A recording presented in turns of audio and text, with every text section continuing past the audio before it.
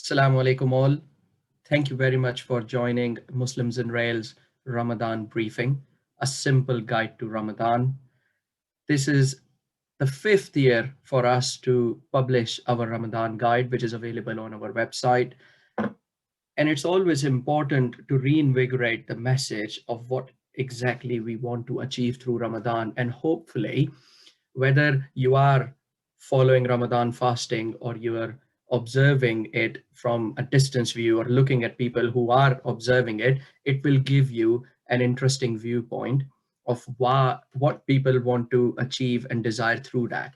So before we begin, I'll do the formal introduction, which is to say, Assalamu alaikum all.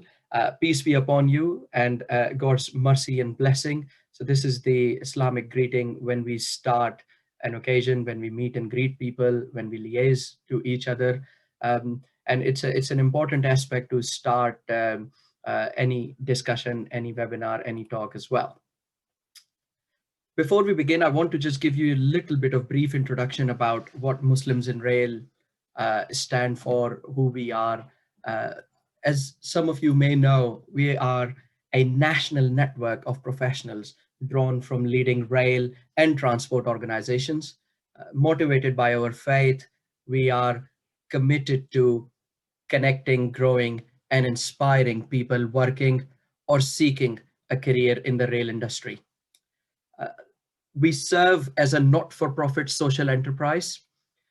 We connect our members by hosting social networking events across the country. We help grow our members through network collaborations, whilst inspiring the next generation of railway professionals in schools, education, within the profession through our educational programs, mentoring, menteeing, and a lot of downstream working at grassroots level. So in short, we encourage our members to give back to the society, hosting charity, volunteering, appeals for humanitarian causes, and I will come on it later through this webinar of what exactly I mean by appeals for humanitarian causes. In addition, we advise on diversity and inclusion matters relating to Muslims in the workplace and in the community. So we've been helping out with National Infrastructure Commission report, at personal level, wherever in the rail sector organization we work. All our members, our champions, they support their own employers in terms of helping out with workplace diversity inclusion matter, especially trying to generate social value as well. So our members are just under 500. When you go into social media, LinkedIn and others, it's different. This is our website figures. And we're represented by just under 59 rail industry organizations. Some of their names you can see on the screen. I myself, I am the head of contract solutions at Curry & Brown, where I lead the procurement and dispute advisory service. All of our organizations find it really wonderful that a lot of our people do this work outside of their day jobs in terms of improving diversity and inclusion. So coming back to the key topic for today, which is Ramadan. You can see there is a verse from Quran, the Muslim holy book, on it, which is kind of the seal and stamp of approval that all adults should fast. And just the purpose is summarized in one liner: to learn piety and righteousness. That's what Ramadan is. To give a bit more explanation to Ramadan, is it is the fourth pillar of Islam. There are 5 pillars in total. It's the fourth, which are the basis of somebody being a Muslim.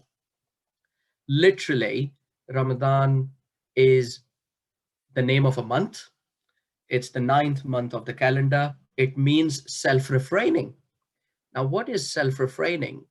People always think of fasting as just abstinence from eating and drinking. Now, if you ask a devout Muslim from that perspective, they would say eating and drinking is just 1/4 of the overall equation, because it's a lot more than just abstinence from eating and drinking. It requires a focused control level of one's thoughts, attitudes, actions, and behaviors.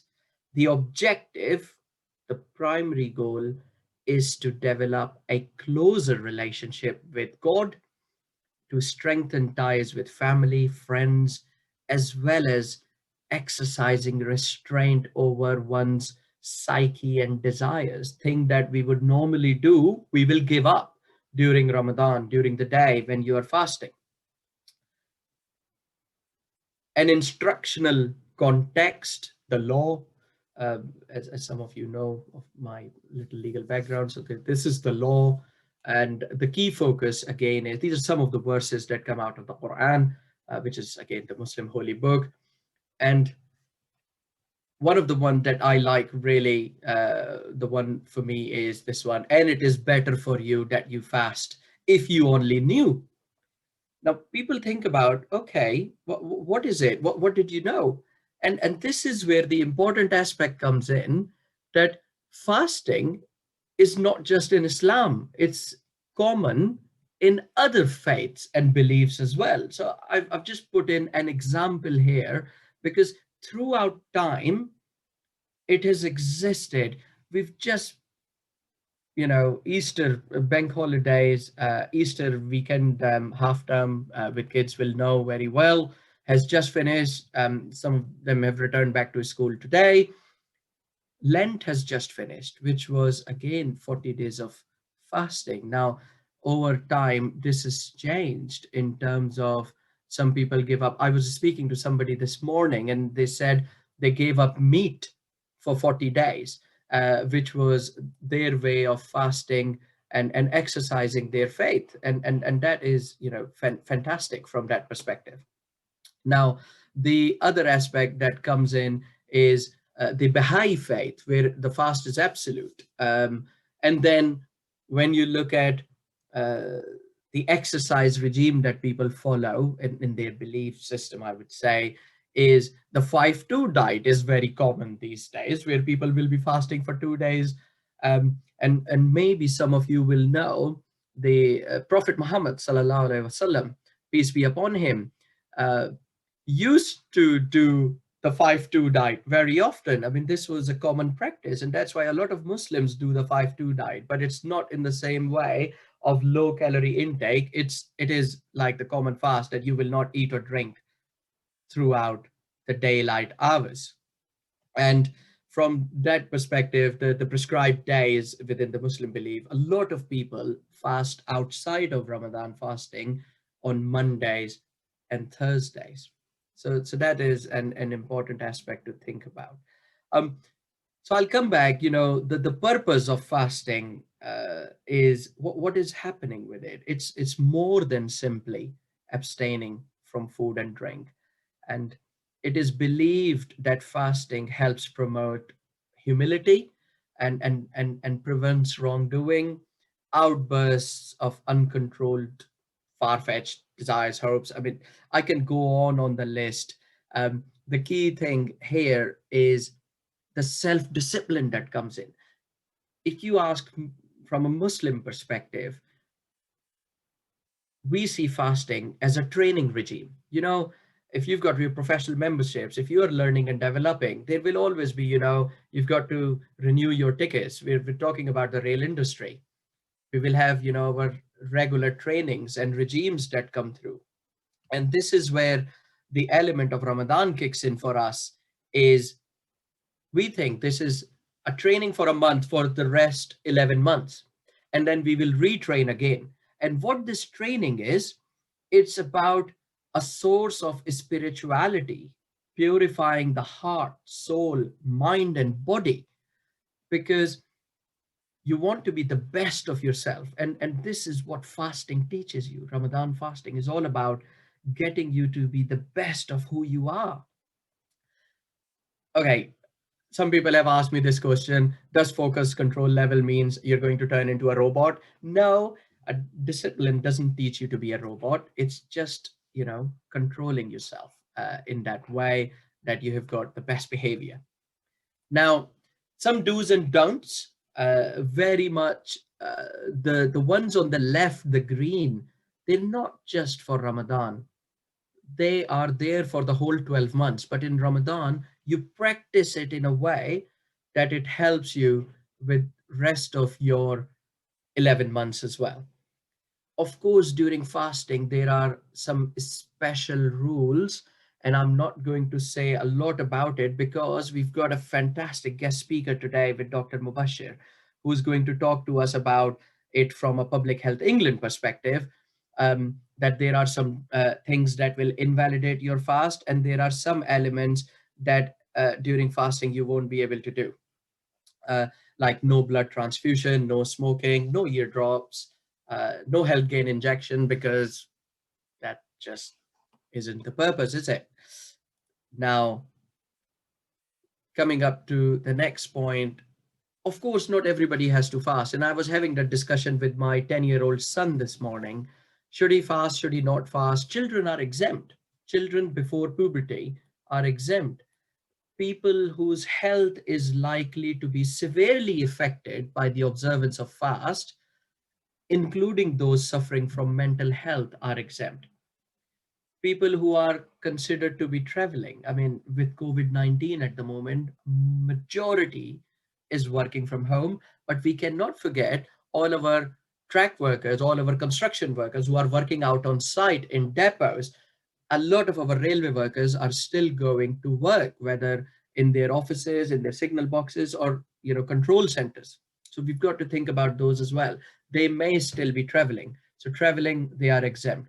And then women, of course, during their cycles, during pregnancy, post birth as well. If you're breastfeeding, for example, it's allowed for you, and you're exempt from that. And if you've missed your fast, common questions, and we will deal with some facts later on. Um, Frequently asked questions. Common thing is, oh, if you're exempt, you just skip it. No, you've got to make up for it. And you then have 11 months before the next Ramadan starts that if you've skipped any, you make up for it. You can't, it's not like you snooze, you lose. No, you've got an opportunity to do your fast later on. If you break your fast, you then have to do 60 fasts to make up for it. So that's the punishment, basically, if you deliberately break your fast. And again, Dr. Mubasshir will talk a bit about that in a couple of minutes. In terms of numbers, again, the time frame shifts because, as you know, the Islamic calendar is based on lunar rather than solar view. So it's 355, 56 days instead of 365 days. And that's why it keeps shifting. So it's never on the same day. Every year it shifts back 10 years. And there is a little example here, as you can see, that in 2020, days were longer because we were closer to the summer. Now we are shifting towards winter. And the cycle is about 32 to 35 years when it comes back to the same time. So deep summer will come back in about 25 years again. As you can see, in 2022, days will be a lot shorter than what we have here at the moment. On a normal, typical day, as you know, fast begins early in the morning. So people will be waking up at about 3:30-ish to eat. Some people sleep after eating, some don't. From my perspective, I generally work throughout and try and sleep during the day. And so we'll prepare for work, do it normally, either do it at home or at office. 1 o'clock, typical lunchtime where everybody will be. We usually do our prayers at that time in the afternoon. We'll, if we are at home, we are at home, or we return from work. This is a typical way. The aspect that is important during Ramadan is the additional night prayer, which is very important. And during the summer, you will be coming back about 12:30 from the mosque. Now, last year during COVID, it was very difficult because mosques were closed. Um, this year they are open, but with limited capacity. So we will have to see how that works out. So we asked a lot of our members what they think during fasting, during the month of Ramadan. Some said it helps with their spirituality. Some says it's, being organized. And I love this one from Zaid. He said basically, it's the satisfying feeling of breaking your fast. That's when you realize how what a luxury food and water are, how important they are. And then it helps us think about those who don't have the means or availability in the same way as we have. I was watching a TV program last night where it said almost 1/4 of food in supermarket is wasted because it's um, due date, and it just gets wasted. No one is available to take that. And then you think about people who are starving across the world, what happens to them? So we asked a number of our members about their different perception on Ramadan, and again, from nervous excitement to self-reflection, the experience of being patient, and then disciplining oneself is an important aspect. um, COVID, of course, was a difficult era last year generally, and during Ramadan it becomes a little bit more because Ramadan gives you that community feel, whereas due to COVID it was not the same. You felt lonely, you missed out on that community feel. Some people complained about depression. Some people were very disappointed not to be able to share gifts in the same way on Eid like we had on Christmas just this December, where it was people weren't able to meet and greet each other. How do we end Ramadan is celebrating with Eid. I am really looking forward to this one because hopefully we'll be able to do some sort of outdoor stuff, even if we are not allowed to mingle indoors. And what is Eid? Eid is celebration, literally. The first day after the end of Ramadan is spent in celebration, and that day is known as Eid. So that was a quick run through of Ramadan.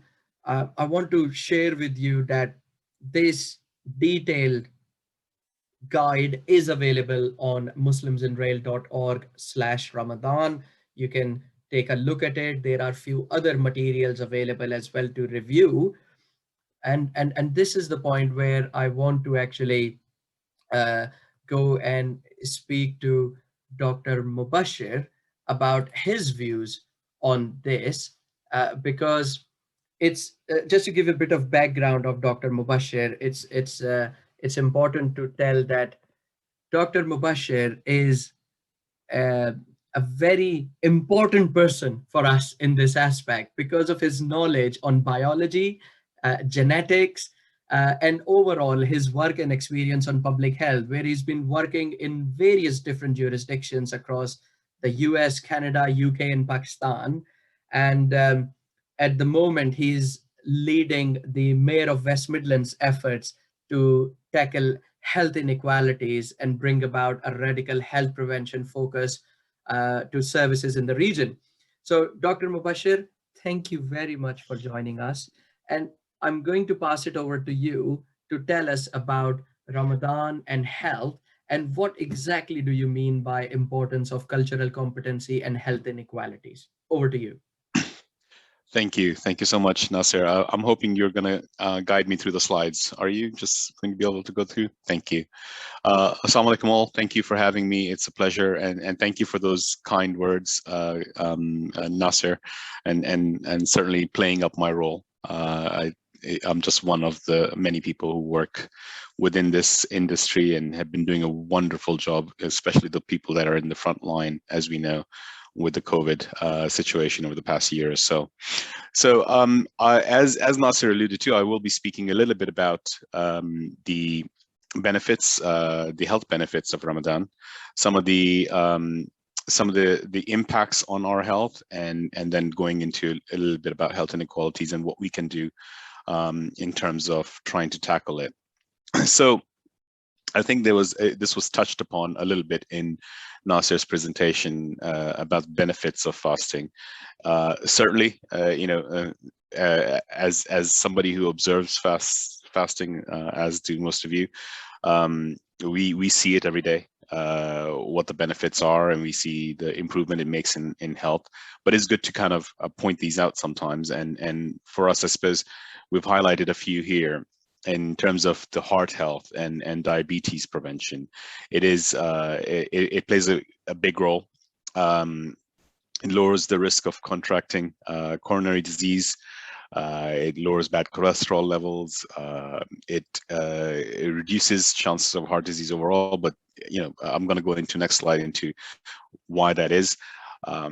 Some people go through a little bit of weight loss, which is excellent as well. However, that's not the ultimate purpose of fasting, as we've touched upon previously. It helps you regulate your glucose levels, and it is also important for detoxifying and cleansing. As Nasir mentioned, a lot of people use it in the 5-2 diet, and they kind of utilize those benefits and accentuate those benefits.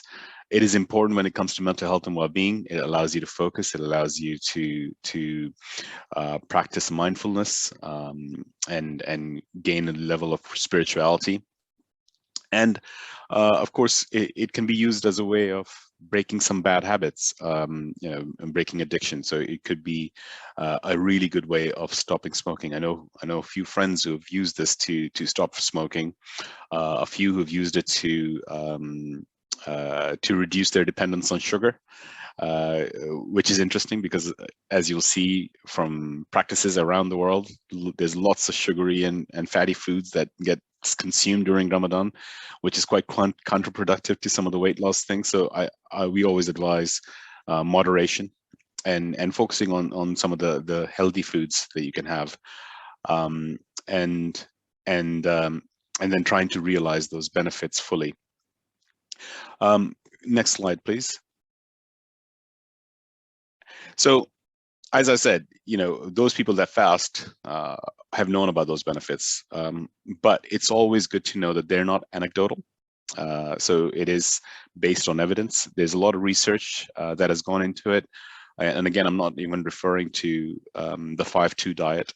I'm talking in terms of fasting. That a lot of different faiths do that, and Muslims do it in Ramadan. So there's quite a lot of research studies that talk about the benefits of fasting, that look into. So there's social studies, there's clinical research studies, and some of them I've highlighted here.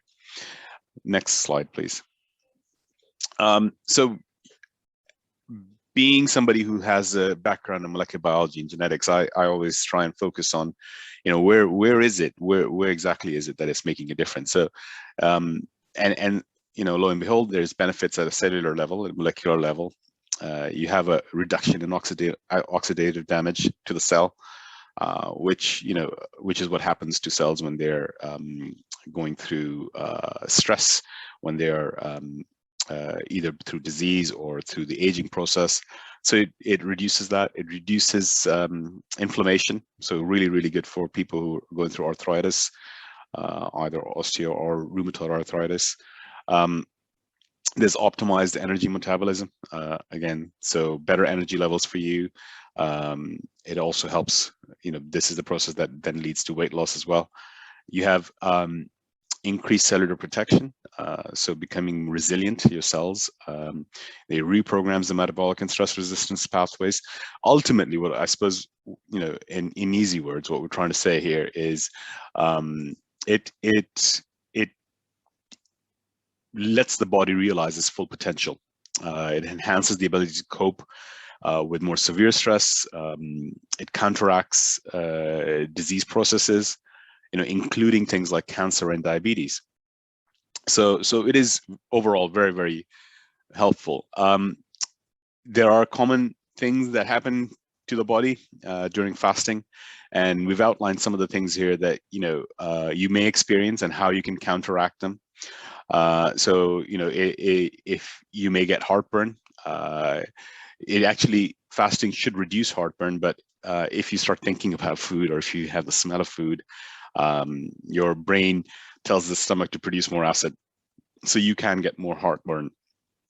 However, if you eat in moderation, avoid deep fried food, like I said, avoid binge eating when you break your fast, it bodes well for the rest of the day and the next day's fast. Excuse me. For diabetics, there's specific guidance for diabetics. There are a lot of risks for diabetics, and if you are the type 1 diabetic, or you have you have specific comorbidities, as in you have other things going on, which a lot of people who have diabetes have other illnesses that coexist with it, then you should definitely discuss your plan with your GP to see if you should be fasting or not. In the next slide, I think we go into talking about, a little bit about why some people shouldn't be fasting. And diabetics are one such case. And I think the European Diabetic Foundation and the American Diabetic Foundation, they talk about, the potential increased risk for diabetics because of acute complications with either hypoglycemia, hyperglycemia, or dehydration, and probably even diabetic ketoacidosis, which is another type of thing that can occur. However, the direct link to fasting during Ramadan is not necessarily there, but I would advise anyone who's diabetic to speak to their GP and individually have a plan for themselves to see if they should be or should not be fasting. Headaches are common. Again, this could be due to dehydration or poor rest. It is really, really important that we have a balanced diet. We have fluids in the non-fasting hours, and you can take painkillers during those non-fasting hours as well. It's important to hydrate during those non-fasting hours, and it's also important to hydrate with non-sugary drinks.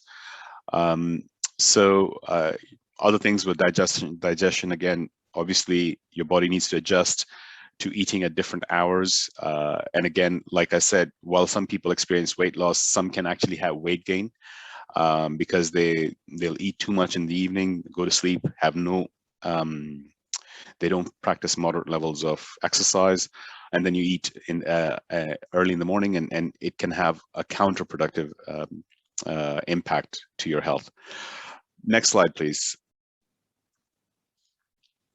And so again, we were talking about whom should not fast, and again, I've mentioned that people that are at very high risk, and they'll know who they are, should not be fasting. And it is excuse me again, it is a concession that is given to the elderly, to the ill, to children, to not have to fast, and it is advised that you take advantage of that. And similar to Nasir, I was having a similar discussion with my son this morning. He was adamant that he wants to have he wants to fast while going to school, and he hasn't reached puberty yet. And I was telling him that if you have been given a concession, it is important that you utilize it. And the same goes for people who are at high risk and who are vulnerable due to age or due to health.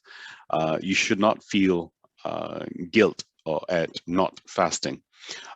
It is an allowance that has been given, and it should be taken up.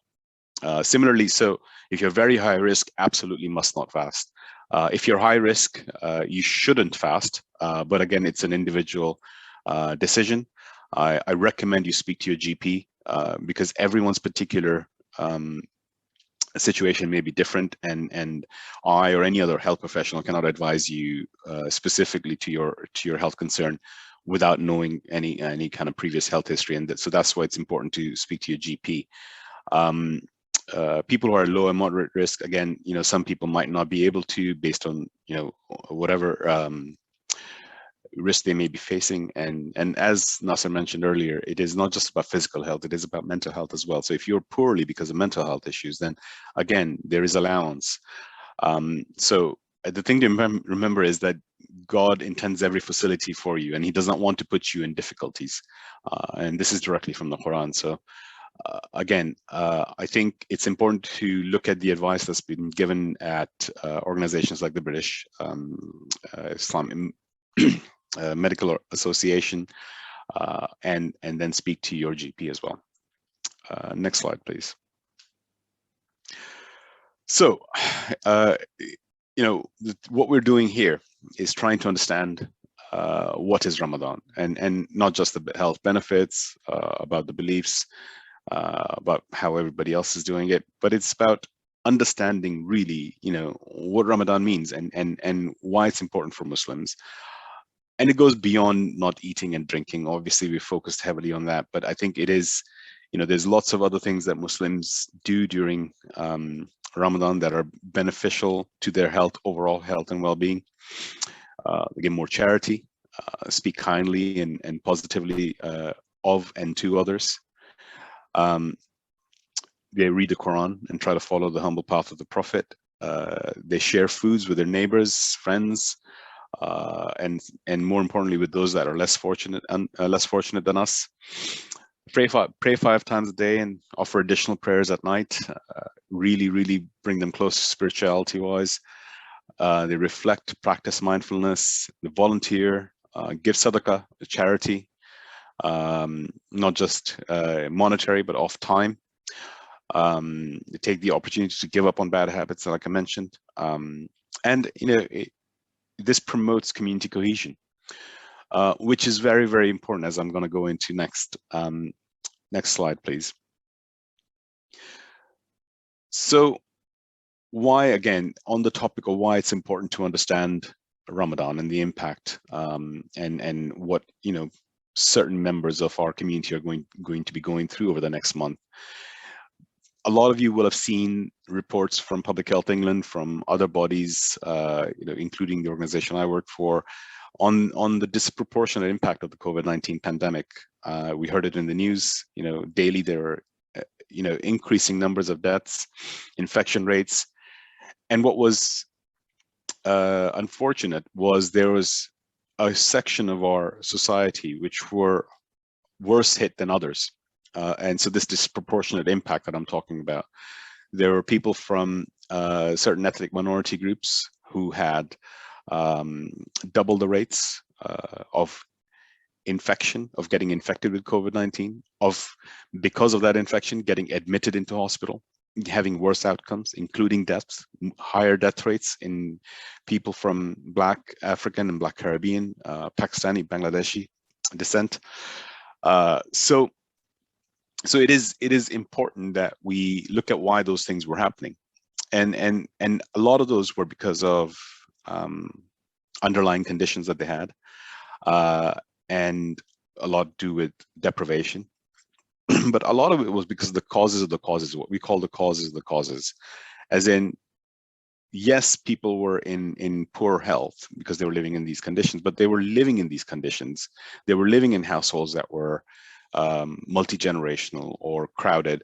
They were working in fields which were exposing them. So they were either frontline health and social care workers, or they were, in the transport industry, or they were in hospitality industry, and so they, they didn't have that type of a lockdown where they were safe at home. And of course, structural racism is the thing that kind of almost over the years has led them to be in those situations and facing those deprived conditions. So what we call those differences, I suppose, are health inequalities. They're the avoidable differences in health outcomes between the most deprived and the least deprived. And I've put an example here, which some of you will be able to relate to, I suppose, is, just looking at the difference in life expectancy from, and this is a section of the London Tube map, from Westminster to, traveling east, every stop along that line represents a year of life expectancy lost. And a more updated version of this is showing that some of the communities, that people that live around Oxford Circus, compare their life expectancy to some of the people who might be living around DLR stations. There's a 20-year gap in life expectancy between some of those communities. And that's just really, really stark. So next slide, please. And So why does it matter? What does it have to do with Ramadan? I think we must focus on these inequalities in a way to try and address them. This is I would call a once in a lifetime opportunity to reevaluate, reset, and redress the balance in tackling health inequalities. Michael Marmot, who's a name a lot of you would know, Sir Michael Marmot, and he's written this report in 2010 where he highlighted the unfairness in some of these health inequalities, and he's said recently that we must address structural racism now. We cannot put it off, and it is causing problems that were quite real, that were exposed quite blatantly last year. And so that begins by addressing those causes of the causes. And, it is the time that we can then build a foundation for resilience for future pandemics and shocks. And so what we're doing in the area where I'm at in West Midlands, and this is not a plug for the mayor because he's up for re-election. I'm not involved at that level with him. I'm more interested in delivering for people in that region. And we're trying to focus on improving outcomes for ethnic minorities and vulnerable groups. We're tackling those wider determinants that I've mentioned. We're widening access to health and care, and we're enabling people-powered health and getting people involved in their health and care decision-making. So all of this, what you're doing here with Muslims in Rail, what you're doing in recognizing and understanding the differences and the experiences of other people is important. And it leads to cultural competency. Next slide, please. It is the ability to understand and communicate with and effectively with people across cultures. Companies who are culturally competent they value diversity, they celebrate diversity, and they demonstrate behaviors, attitudes, and policies that help businesses with diverse people. Employees who are culturally competent or knowledgeable individuals have knowledge of individuals from different backgrounds, ethnicities, and they develop diverse teams and partnerships. It is beneficial, obviously, because for a business, it creates rapport, it improves their efficiency, it opens new markets and networks. It helps you avoid mistakes, miscommunications, and dissatisfaction, and really goes to combat that structural racism that I mentioned, and in your own way, tackle health and other inequalities that exist. So it may seem like a far-fetched idea that, taking part in initiatives like Muslims in Rail or listening to this presentation and understanding Ramadan and the impacts on health, but they actually do make an impact overall down the line on the health inequalities that were exposed last year. So, I can't say enough how important this type of work is. Of course, understanding then means that what can you do? So what are you going to do about it? For employees, it's important to when you're practicing Ramadan, you self-evaluate if you should or shouldn't fast. Work with your line manager, making them aware that you're going to be going through this thing for 30 days. See if you can adjust your shift pattern if it helps. Make sure you eat healthily, you moderately exercise, you balance your day, and arrange flexible working where possible. If you're going to be going and praying in mosques, make sure you practice COVID-safe procedures. You take your own prayer mat, practice social distancing, register. A lot of mosques are doing this anyway. Some are closed. So if you can try and pray at home, it's better to try and avoid social contact as much as you can. We are still at risk. We're still at high risk because not everyone has been vaccinated to date. Next slide, please. Employer best practice. So, along with such seminars, arranging such seminars, and raising understanding between employees, it's to be able to provide access to relevant health and well-being guidance to your employees. Establish when Ramadan is approaching to the rest of the organization so everybody's aware. that some of their colleagues are going to be going through something like this.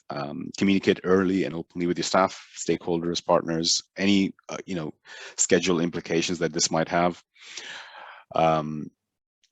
Try and see if you can make allowances for Muslims to take a break at sunset so they can break their fast and have prayer. It doesn't take long. Arrange flexible working if you can, and increase annual leave requests if at all possible.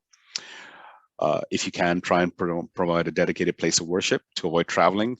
Again, it's just not just to reduce the physical and mental burden, but also important in times of COVID. Excuse me. So employers can play their role, and certainly, such initiatives are one of those things that you can do. Next slide, please. Yeah, how else can you get involved as an individual? So I found this blog the other day of somebody who's not Muslim, but they fasted during Ramadan, and they talked about 7 things that they've learned by fasting during Ramadan, and they talked about how their mind is stronger than they thought it was. They were more focused and productive. Again, it basically accentuating the kind of things that we talked about earlier in terms of the benefits of fasting. So it's great to hear people who have done something like this. And I've had friends and colleagues in the past who've tried fasting for a day. So it might be worth giving it a go. But yes, so I think this is kind of all I wanted to say about Ramadan health and the importance of the work that you guys are doing in raising cultural competency. I think we have time for a few FAQs that we're going to go through and some questions as well. And then there's a little bit more on what you can do that Nasir is going to talk about. Definitely. Thank you, Dr. Mubasshir. I mean, it's fantastic. I mean, the molecular aspect, I'm really looking forward to losing some weight this year. Of course, that's not my ultimate goal only. There are a lot of other things. Purification of my mind and soul, I think, should be my first priority. Just on the aspect, as you mentioned, that people have been sharing their blog of trying to fast. I'll go back to that same statement. Until you fast for the whole day, you will actually not realize what you were missing, that we take so much for, we take it for granted to have water, to have food. And you look at some documentaries where people had to walk, 20 miles just to get a gallon of water or something like that.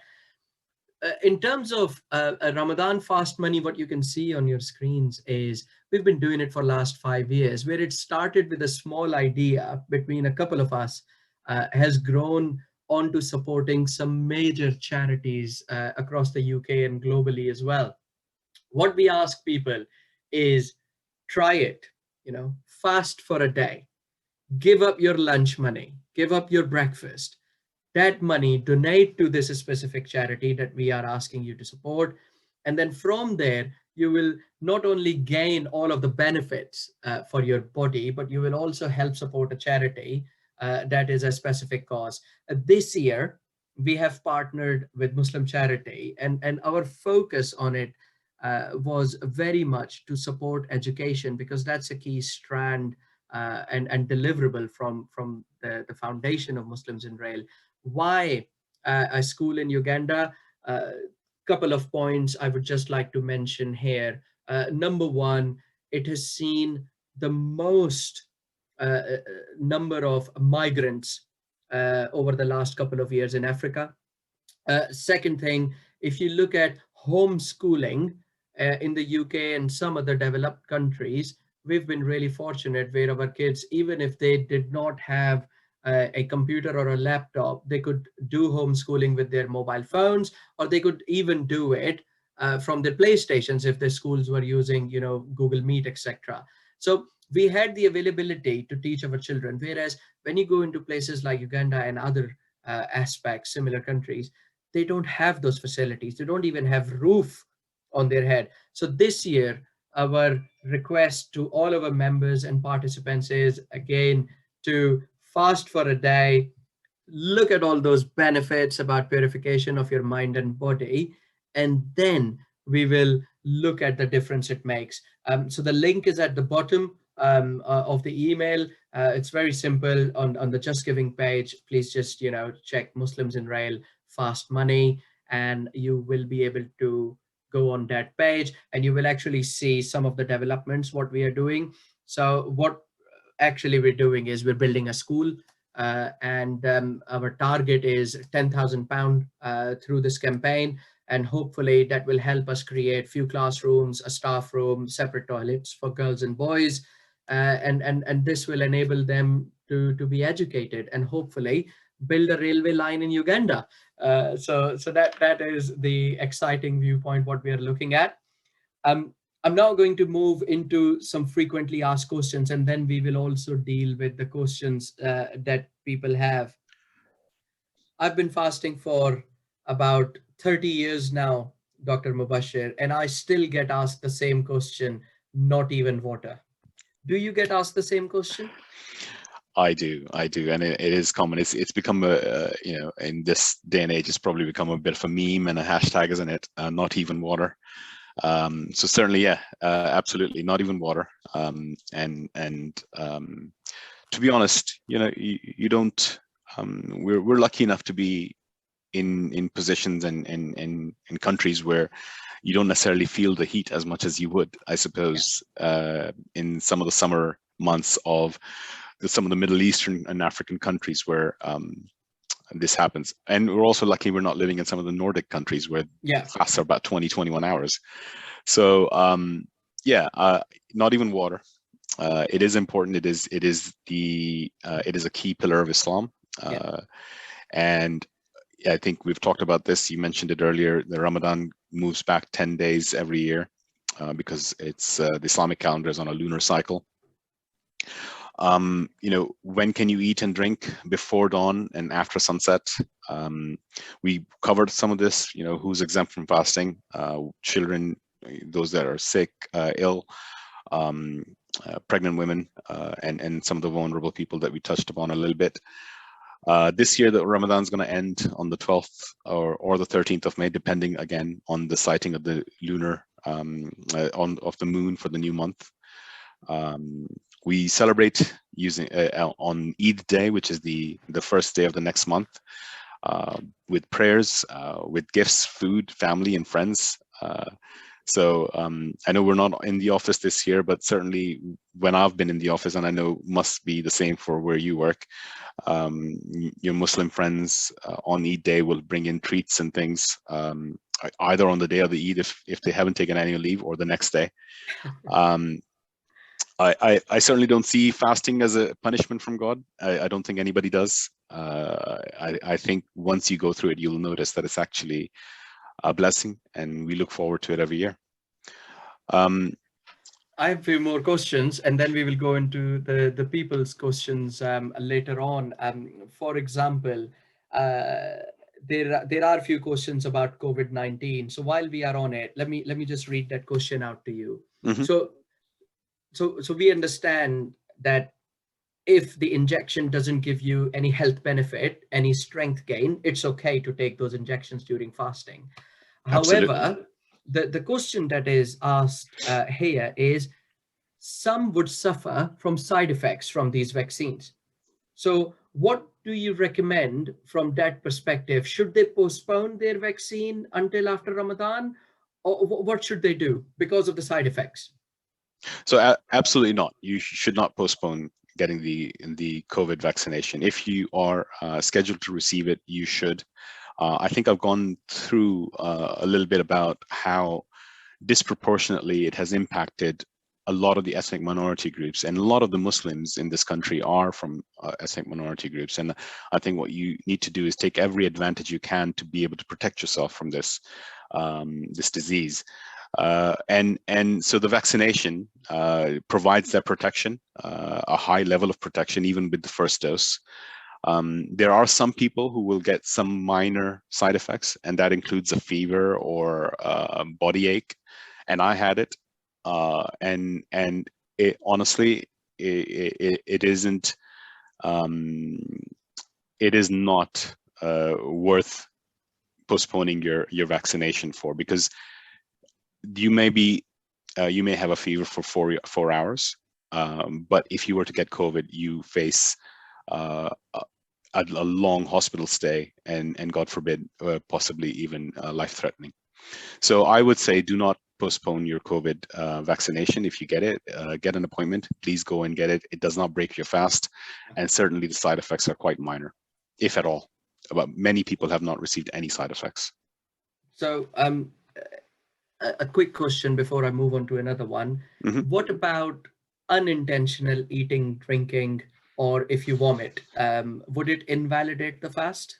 No, so if it's unintentional, then absolutely not. So, if you, by mistake, when you're, sometimes you forget and you have something, and it has happened to me, it doesn't break your fast.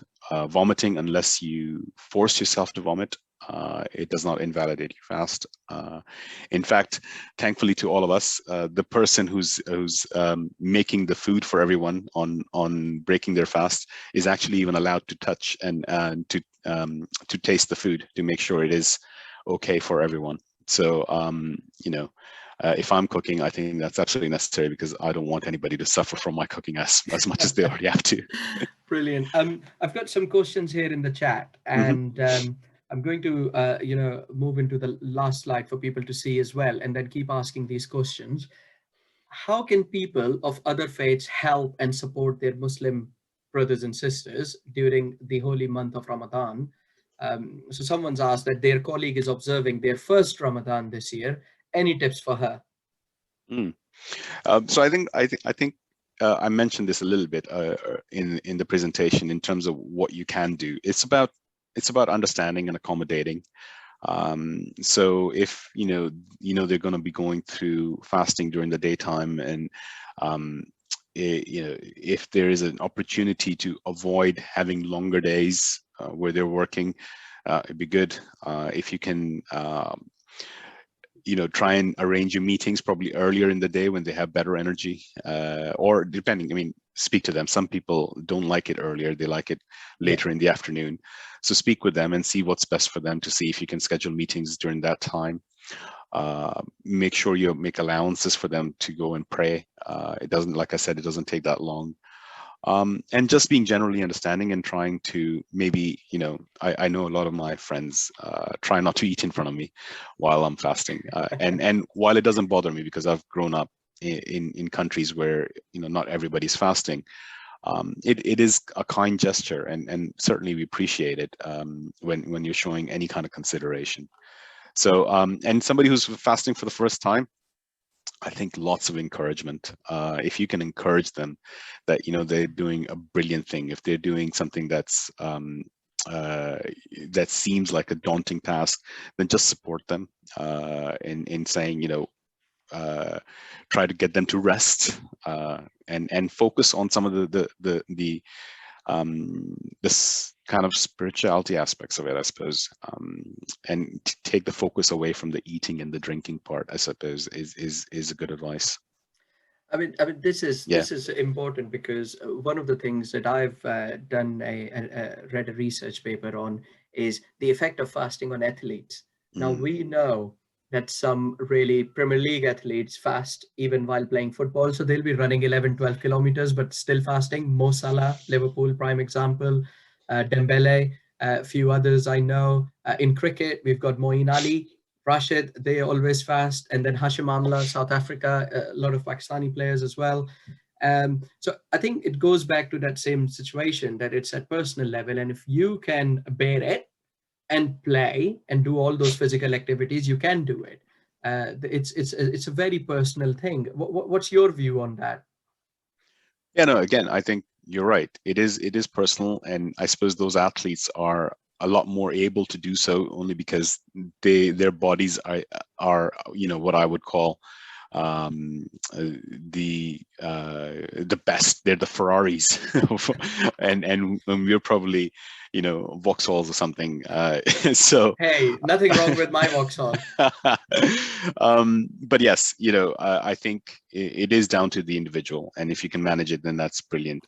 There's one more question on there that I really want to focus on. It's about the religious institutions being open this year. Yeah. I was just about to come on that.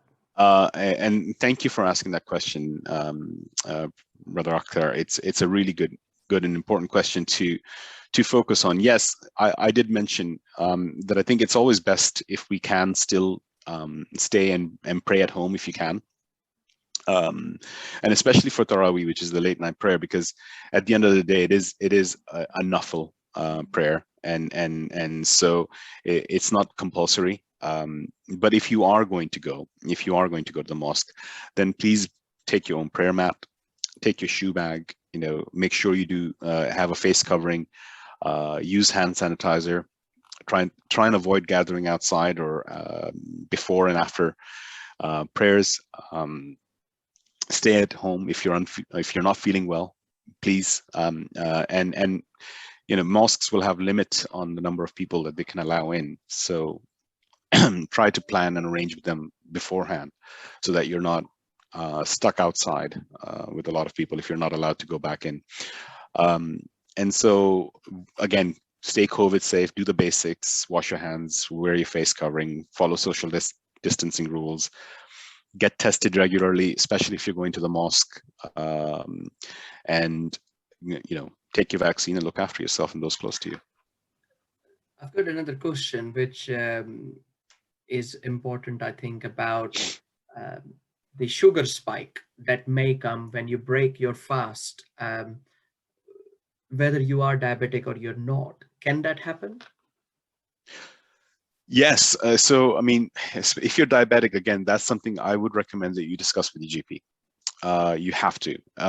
And with people who are not diabetic, there's some of us who might be pre-diabetic. Again, we might be at the cusp. So I always recommend having things in moderation.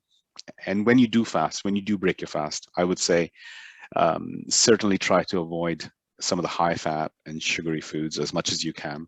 And if you have, normal kind of, foods with fiber and things, they help with the digestive system as well and keep your body system working normally. So if you can try and follow that, I don't think you'll have that risk of a sugar high when you open it. Brilliant. On that, it's 1 o'clock, and I will just end with a little statement on behalf of Muslims in Rail, that we wish all Muslims, non-Muslims, all our friends, colleagues, neighbors, everyone globally a very, very, very excellent Ramadan. We wish you all a month of peace and blessings. At this important time of the year, we're still in a pandemic. We need to look after ourselves. We need to look after one another. We need to consider the blessings of Ramadan about the self-reflection, the spiritual purification, all of our charitable deeds, acts of worship, kindness, everything that we can bring to be the best of ourselves. I think we need to bring all of it together. And on that, I say a lot of gratitude and thank you to you, Dr. Mubasshir Ajaz, for taking an important hour of your precious time to come and talk to us and give us such brilliant advice and guidance, so we can have a blessed and wonderful Ramadan. So on that, I say thank you very much all, and peace be upon you. Assalamu alaikum. Alaikum assalam. Thank you all.